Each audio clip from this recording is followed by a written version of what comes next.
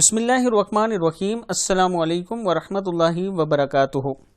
आबिद राजा channel की तरफ से आज मैं अपने दोस्तों को शाम यानी सीरिया पर नबी अकरम सल्लल्लाहु अलैहि वसल्लम की जो हदीस है वो आप दोस्तों तक पहुंचाऊंगा। इस हदीस में शाम का कितना बड़ा मकाम अल्लाह ताला ने और रसूल अल्लाह सल्लल्लाहु अलैहि वसल्लम ने बयान किया है, ज़रा सुने। इस वीडियो को आपने आगे शेयर करना है ताकि दूसरों तक भी ये वीडियो पहुंच सके। तो स्टार्ट करते हैं। बिस्मिल्लाहिर्रहमानिर्रहीम। रसूलुल्लाह सल्लल्लाहु अलैहि वसल्लम ने फरमाया, अनकरीब ऐसा वक्त आएगा कि तुम अलग अलग टुकड़ों में बंट जाओगे, एक टुकड़ा शाम में, एक यमन में और एक इराक में। इब्न हवाला ने कहा,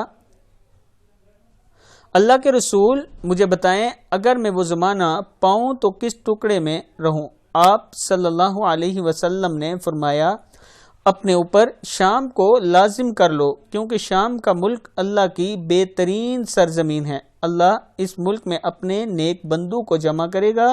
अगर शाम में ना रहना चाहो तो अपने यमन को लाजिम कर लो, यानी अपने ऊपर यमन को लाजिम कर लो या यमन को पकड़ लो और अपने तालाबों से पानी पिलाना, क्योंकि अल्लाह ने मुझसे शाम और इसके बाशिंदों की हिफाजत की जिम्मेदारी ली है।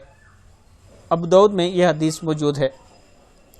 दोस्तों, आजकल जो सिनेरियो बनता जा रहा है, वो हालात बनते जा रहे हैं, शायद क़यामत की निशानियों में से एक निशानी है और शाम के बारे में क़यामत की निशानियों में बहुत ज़्यादा जिक्र आया है। यह हदीस मैंने आप दोस्तों तक पहुंचानी थी। आप इस पर खुद गौर व फिक्र कर सकते हैं और आगे इस वीडियो को ज़रूर शेयर करें। अस्सलामु अलैकुम वरहमतुल्लाहि वबरकातुहू।